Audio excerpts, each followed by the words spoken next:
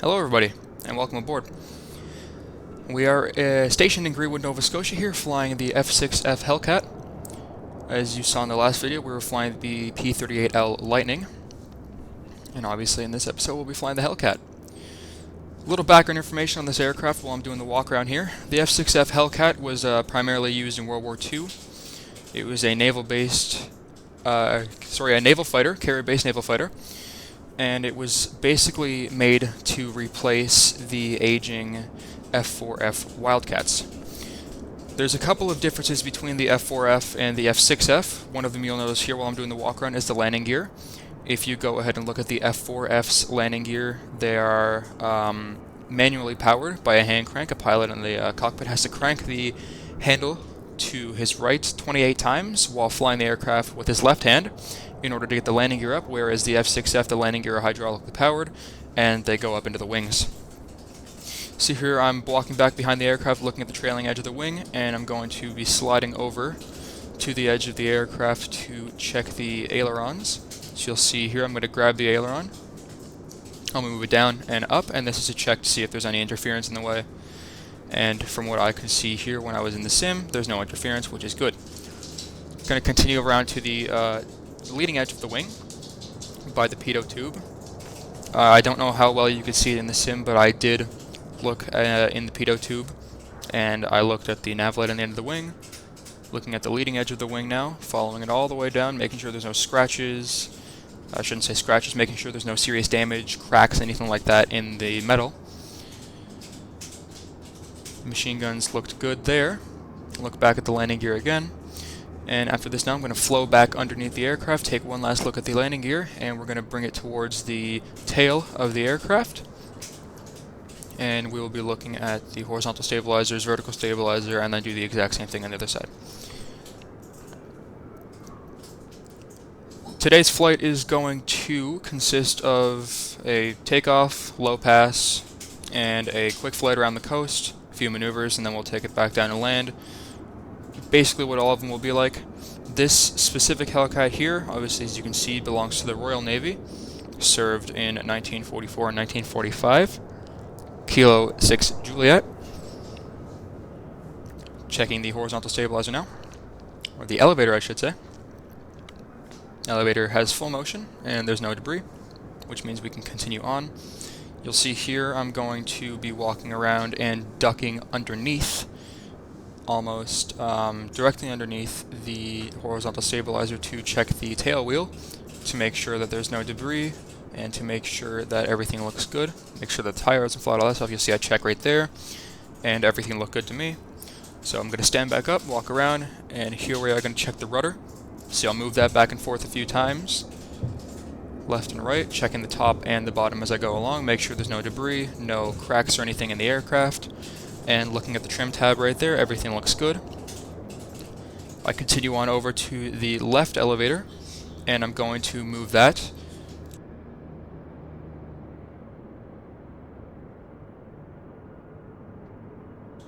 Moving it up and down, and everything looks good, and the trim tab looks good as well. Going to continue around to the side and the leading edge of the horizontal stabilizer. You'll notice I'll take another look up at the vertical stabilizer, and then I duck down and check the left side of the tail wheel. Just making sure again that there's no damage. Back of the aircraft's checks have pretty much been complete. We're just ducking down to take a look at the tail wheel. Going in to check the ports and everything. And to me everything looked good, so we're going to continue on straight and check the trailing edge of the left wing. So from what I can see here, the flaps look good, everything looks good.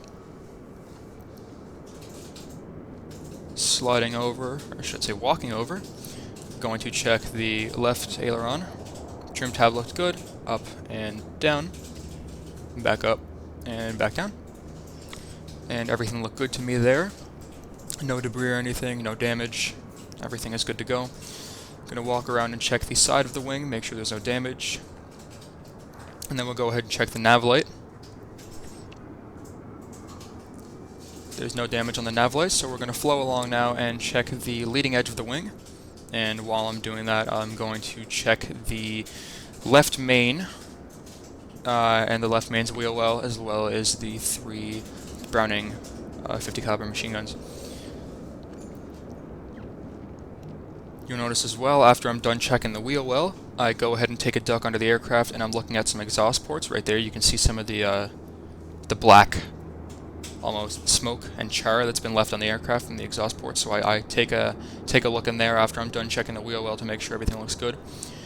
And obviously this walk around is done just to make sure, for my safety and the aircraft safety, just to make sure that it's ready to go. Obviously in a World War II situation, if you had to scramble to fight as fast as possible, obviously you're not going to be able to do a walk around. You just hop in an aircraft and go. But here, where obviously we're not fighting in a war, we have time to walk around the aircraft and make sure everything is in proper working order.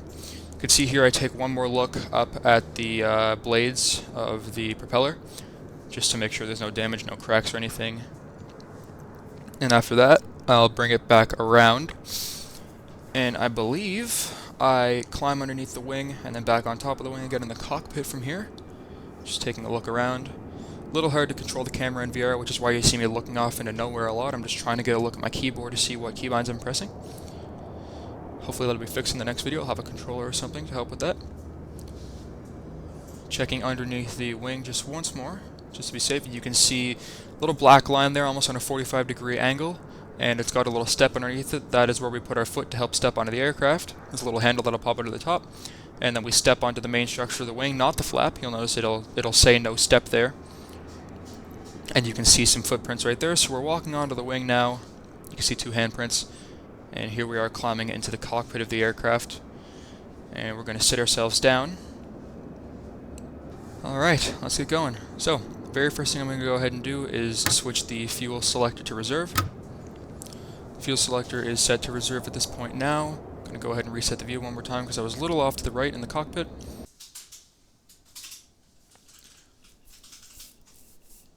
So the first thing we're going to do is open the cooling shutters and the cowl flaps to halfway. This is just so that our engine and oil don't overheat. Going to go ahead and put the propeller to full and turn the fuel pump on. Fuel pump's on. Going to turn the magnetos to both. Magnetos are set to both, and we'll go ahead to the right and turn the battery on. The battery is hidden behind a little bit of the panel, so it's a little hard to reach, but you can see I get it there. Looking around the cockpit now, making sure everything looks good before I start the engine.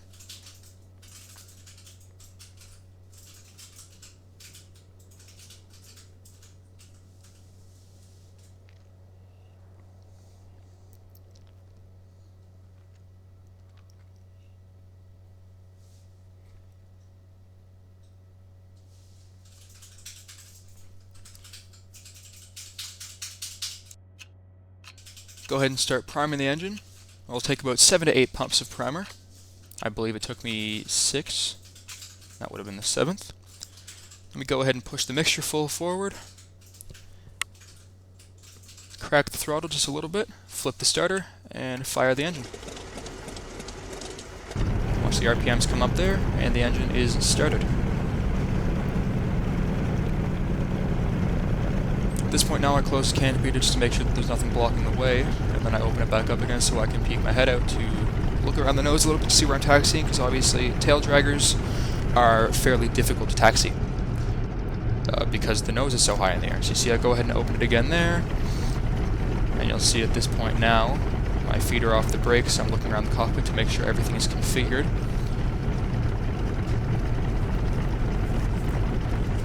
And we should be good to go soon.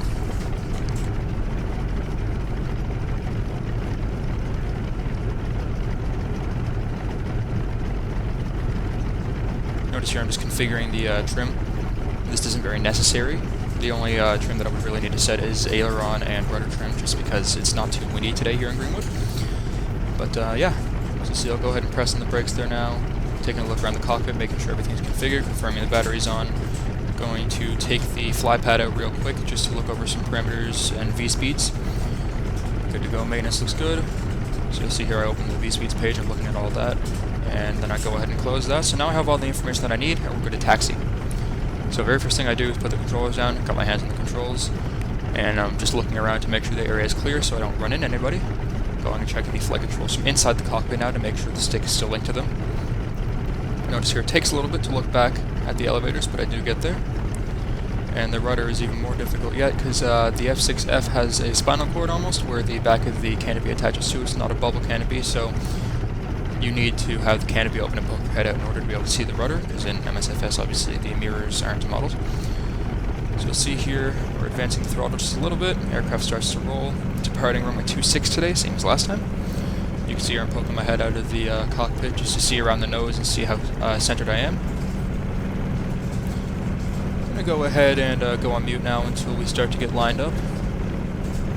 Obviously this is a voiceover, so once we're holding short of the runway and I start configuring some more trims, I will go ahead and unmute myself and I'll explain what we're going to be doing today.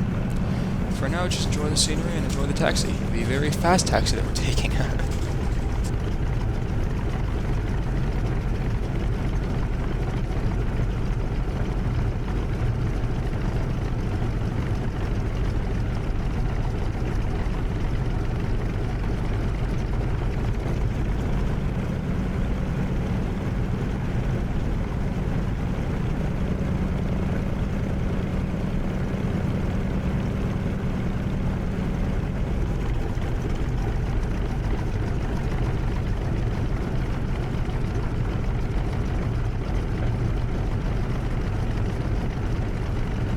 Alright, so at this point now, the very first thing I do is close the canopy, because obviously during flight we're not really going to be sticking our head out of the canopy.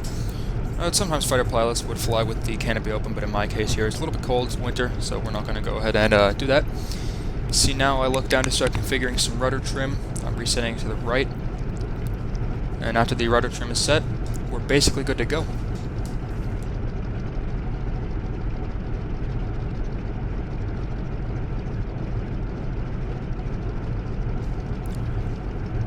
See, I'm going to advance the throttle slightly in just a second.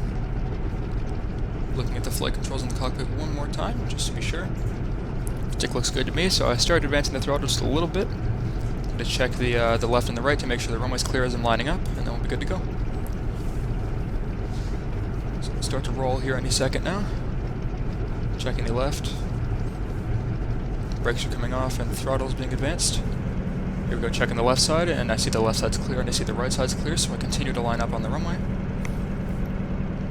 Most World War II aircraft use differential braking to steer, which is why it takes a minute to get lined up on the runway, but after we get lined up, it's pretty much smooth sailing. So you'll see here I'm trying to peek around the nose just a little bit with the little bit of visibility that I have right there. Just slowly going to start rolling to make sure the trim feels good, and then we basically advance the throttle all the way forward. And at that point, we are rolling down the runway.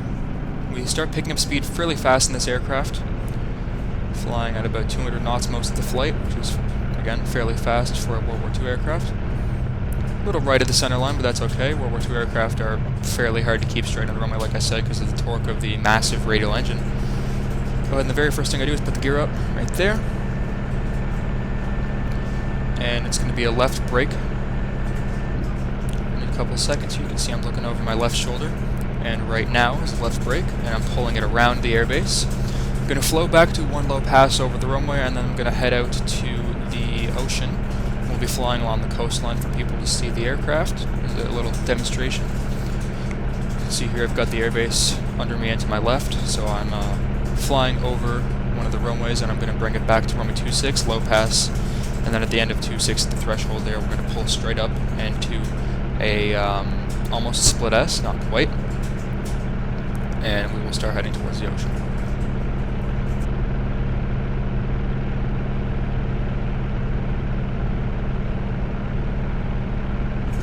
You'll notice here I try to get a fair bit of distance before turning around back to the runway. That's just so that I don't, if I have to pull a tight turn, I'm not going to overshoot the runway and not have enough time to line up and actually get the maneuver correct. So I get a fair bit of distance from the runway before I turn around, that way I have time to fly straight and get my bearings before I actually start the low pass.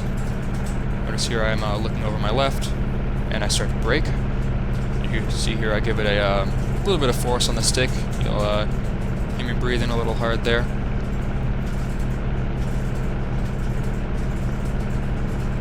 See, you've got the airbase in sight, so I lead the nose off just a little bit to line it up with 2.6, because obviously we're lined up with a different runway right now. and we'll begin the low pass down once we're ready. See here, I'm looking over my right shoulder while keeping an eye on the attitude indicator and the engine RPM, so make sure we don't blow up the engine and spray oil everywhere. See here, I'm slowly bringing it in now with a little bit of ease to the right, a little bit of right stick and a little bit of right rudder. You see here, once I'm leveled up with the runway, I level out and try to get as low as possible without snapping the blades off the ground. It's a little bit windy down by the runway, so it's a little hard to keep fairly level, but so long as we keep it above the runway and fairly low, it gets the job done. So you'll see here, once we get close to the threshold of the runway, I start popping. It's right about here, I believe. Yep, you'll see I'll look back behind me to see my distance from the ground before I start pulling the overhead brake. So you'll see I roll it over to the left here now, and I'll pull it back down. And I'll pull the aircraft back up, but it's a little bit of low flying from here, sitting at about 600, 500 feet above sea level. So at this point now, we are pretty much just getting ready to fly over the ocean. Not much going on here other than straight flight, so I'll go ahead and cut some of the footage out until we are ready to start flying over the coast. I'll be back in a second. And here we are now. You can see we're flying straight pretty much towards the coastline here. Got a few small islands in front of me, and we're going to break into the left and just flying by some houses and a little beach. After that, it's basically a pop-up with a few wheels back in the mainland, and then we'll head back to base and set her down.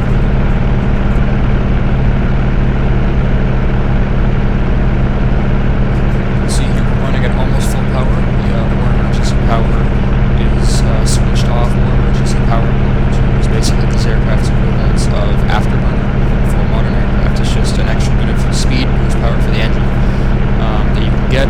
The war emergency power had automatic water cooling in the F6F, and it lasted about 6, 7, maybe 8 minutes before you had to cut it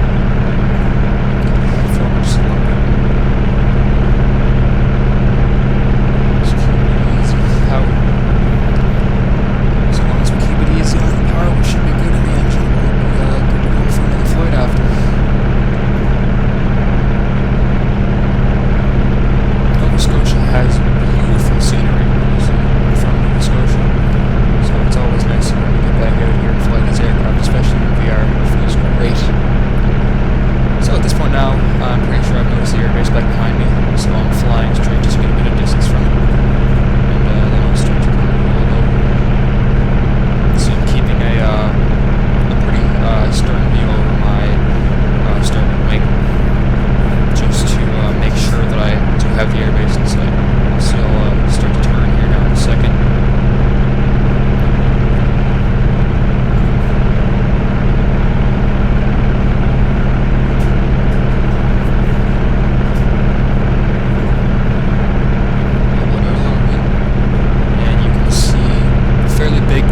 Patch to my right, if I look back over there, that is the airbase back there. It's at this point that I've spotted, you can see me peeking around the windows as you see. Checking my left to make sure I'm not seeing things, and once I've confirmed that that is the airbase, I'm going to go ahead and start braking towards it. We're still landing runway 26, parking on the same ramp, so it'll all be the same operations as the P38, just a little bit different of a landing, because obviously we're a tail dragger, and the P38 has twist going. So it's a little bit different, but overall, fairly similar. Overall, the two aircraft act the same. Obviously, just got to be a little more careful with the tail draggers because they bounce really easily. So you almost want to land at stall speed, and as soon as you hit the ground, you're applying full brake pressure and pulling straight back on your stick to keep the tail in the ground. And as soon as you start to notice that the aircraft isn't that the aircraft is going to tip over and hit its nose, you take brake pressure off a little bit, you can release the stick pressure, keep it in neutral, and you can start taxiing again. So there I did a bit of a roll, but obviously the sun glitched out, so we got a little close to the ground there, but managed to go. See here, I make sure to get altitude this time before doing another roll. So I'm start to roll up here.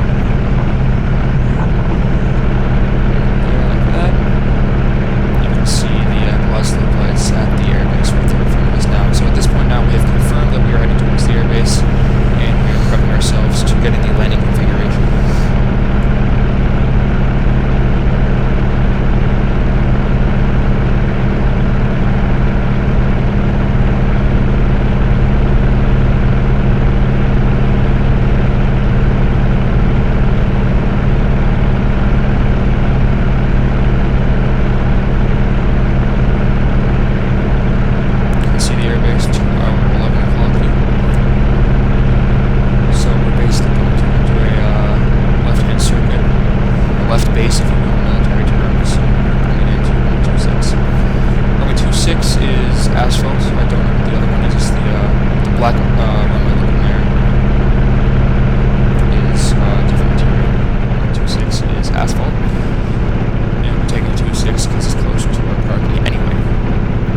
So you'll see at this point now I'm basically keeping a constant look over my left shoulder with the left wing tipped down just a little tiny bit and the nose pointed out a little bit, and that's just to keep us in the vicinity of the airport without having to re-enter a base pattern again.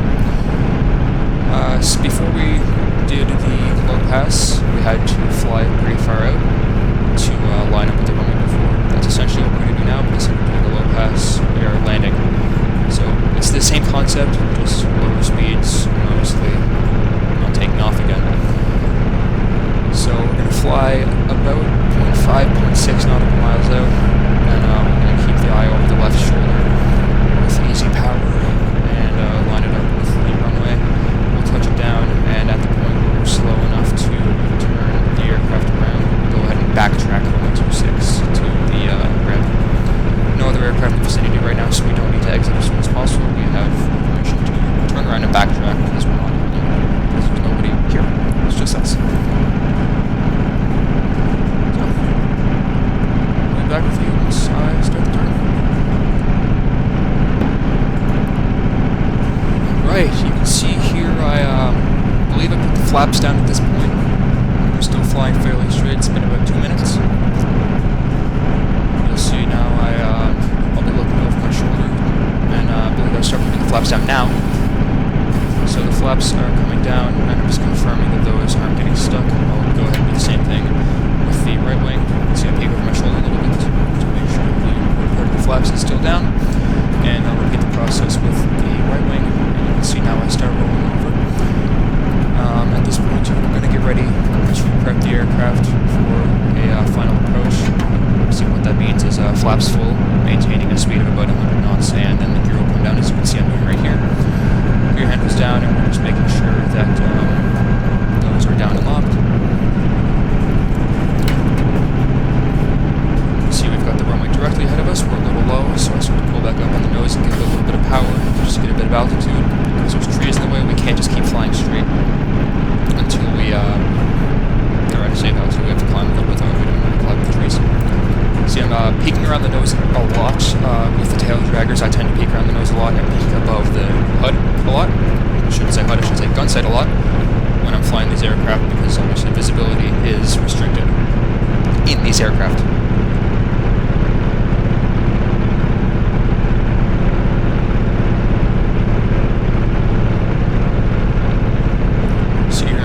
Just a little bit to the right, and this is essentially just to see around the nose. Obviously, I'll move my head back to the center once I've landed, but I'm good at this point now. It's all basically the same. So here I'm keeping an eye on the engine RPMs a fair bit, because again, this aircraft engine has a tendency to fail if it overheats, as most aircraft engines do. Obviously, we're low to the ground, we're landing, so if the engine fails, there's not really much we can do other than for the best. So you see here a little bounce in the landing. It takes a minute to get down, but after we do get down, you'll notice I jam the stick back. And with the brakes, you see here, flared a little bit too hard. Here, it didn't flare enough. And I just push the nose down into the ground, and you can see I bounce. Like that. You can see it's okay. And I bring it back down, and at this point now, cutting the throttle idle, and pulling that tail as hard as I can into the ground. I've got brakes on full pressure. You'll notice we start to slowly come to a stop. But yeah, at this point now it's just backtracking back to the runway, so I will go ahead and come back when I have done that. Right, here we are. I'm pretty much all the way back to the vacate point. I have turned around, opened the canopy, obviously. I'll get ready to bring the flaps up in a second. If I haven't done so already, I can't remember. So I'll start to turn off the runway here. Just keeping it with easy throttle. And keeping my head off to the left just to make sure I'm not going to hit anything. And that's essentially that. Peek around the nose again. Just making sure. For the left side, and it appears the flaps are up, so I'm going to worry with that. Unless the footage got cut out. Yep, flaps are up. Notice here, obviously if you use too much braking, the aircraft is not going to go straight. It wants to keep turning, so you'll see here I stop completely, and then give it full power, and then I start turning again. You'll see if you're too slow when using differential braking for taxiing, the tail will almost get locked in a certain position, and you'll essentially keep spinning around in circles. So gotta be mindful of that. Obviously here, I wasn't too mindful of it because I was just focusing on getting the aircraft off the runway. Now that we're off the runway, I'm able to keep an eye on the taxi and actually focus on it a little better. See here, I start to pull it into the tarmac, ramp I should say, and we'll essentially pull 180 here, and brakes, shut down the engines, climb on under the aircraft, and that'll essentially be it for this video. See here, I start to look around, looking over at my left wing to make sure I'm not going to hit anything. Same thing with the right. Bring it straight out at this point. The throttle is cut back to neutral. Let's use those brakes to make sure I'm nice and lined up. Slowing down just a little bit. Final tap. Brakes. Right there. Very first thing you do, cut back the mixture and prop, and the engine shuts down. Cockpit gets fairly quiet now, and we're able to get out of the aircraft, so all we're going to do really is lock the tail wheel, going to close the oil shutters and the cowl flaps. Fuel pump's going to come off. The fuel tank selector is going to go back to off. Obviously you'll see I decided to use the mouse here because I could not get it to scroll for the life of me. Scrolling stuff in VR is a nightmare, especially in Microsoft Flight Simulator. But we get it off. Last thing to do now at this point is go ahead and turn off the battery, and we can go ahead and climb out of the aircraft. So, may as well get to the outro now while I'm doing that. I really hope you guys enjoyed this video. Again, let me know down in the comments, same as last video, what aircraft you would like to see me fly. I will see if I can get on it. The next video, hopefully, will be another Warbird, possibly a vintage jet fighter. Not 100% sure yet, but we'll find out. So, thank you guys so much for watching.